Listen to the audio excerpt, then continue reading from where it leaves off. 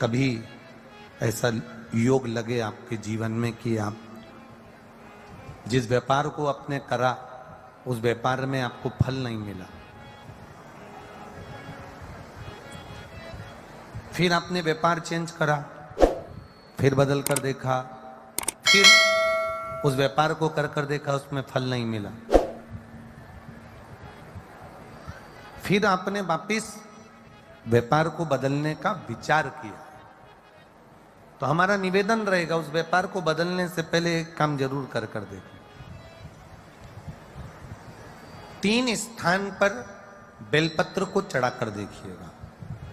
अगर आपको लगे कि मैंने व्यापार बदल लिया, एक बार बदला, कई लोग ऐसे भी होते हैं जो पैसा इकट्ठा करते हैं, धन एकत्रित करते हैं, और कोई व्यापार ऐसा कर लेते हैं जिस व्यापार में धन चले जाता है तो वो धन वापिस नहीं आता महाराज, वो व्यापार का धन वापिस नहीं आ पाता। तो बड़े दुखी होता है कि भाई मेरा गया हुआ पैसा नहीं आ रहा, मैं बड़ा कष्ट में हूं, मेरा खुद का ही आ जाए ना तो मैं निहाल हो जाऊं, मेरा अपना ही नहीं आ रहा जो गया हुआ है, तो मैं क्या वर्णन करूं, उसको क्या कहूं। उनके लिए भी ये प्रयोग, ये शिव विद्येश्वर संहिता का ये भाव बड़ा सुंदर है महाराज।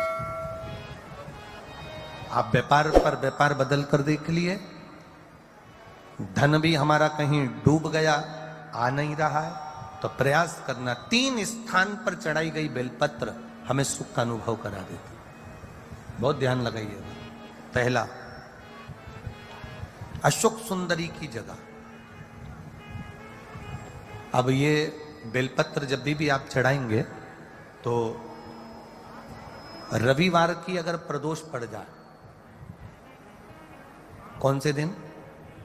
रविवार की प्रदोष के दिन ये प्रयोग अवश्य कर कर देखिएगा। ज्यादा बार नहीं करना है, केवल एक ही बार करना, बाबा स्वयं कृपा करेगा।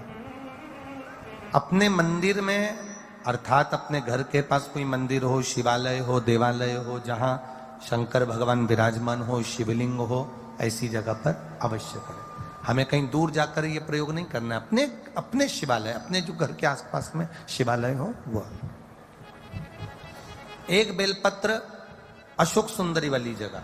अब उसको अशोक सुंदरी की जगह पर भी चढ़ाने का तरीका क्या है? ये शिवलिंग है, ये जलाधारी है, ये जल बहता है, बीच में जो मोटी सी लाइन है वो अशोक सुंदरी का स्थान, ये जो भाग है षडानंद कार्तिकेय गणेश जी और कार्तिकेय जी का।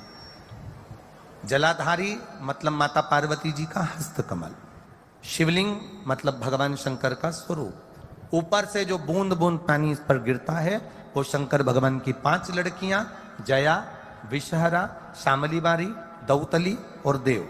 शिव जी की 5 लड़कियां ऊपर, एक लड़की शंकर भगवान की 6 नंबर की अशोक सुंदरी उनके चरणारविंद के पास, उनके गणेश, षडानंद, कार्तिकेय के मध्य में। जब हम बेलपत्र चढ़ाएंगे तो उस बेलपत्र को चढ़ाते समय आपकी जो बेलपत्र की डंडी है वो बेलपत्र, रविवार प्रदोष के दिन का ये उपाय है महाराज। ये बेलपत्र की जो डंडी है, इस डंडी का भाग शिवलिंग की ओर होना चाहिए। ये जो डंडी है इसका भाग अशोक सुंदरी पर जब चढ़ाएंगे तो शिवलिंग की ओर इसका भाग होगा महाराज। दूसरी, बेलपत्र को जब हम समर्पित करेंगे तो जलाधारी का जया, विषहरा, शामरीबारी, दौतली, देव। मान लो जलाधारी ऊपर नहीं है शंकर जी के, तो उसका स्मरण कर कर 5 कन्याओं का नाम लेकर जया, विषहरा, शामलीबारी, दौतली, देव, इनका स्मरण कर कर शंकर भगवान के शिवलिंग पर बेलपत्र रखेंगे। बेलपत्र कहां रखना है? आप अगर यहां बैठे हो तो आपके विपरीत में डंडी का मुख होना चाहिए। ये बेलपत्र की जो डंडी है इसका मुख आपके विपरीत में हो। आप यहां बैठे हो तो डंडी उधर होगी, आप इधर बैठे हो तो डंडी का मुख इधर होगा, आप उधर बैठे हो तो डंडी का मुख इधर होगा। आपके ठीक विपरीत की ओर डंडी का मुख हो।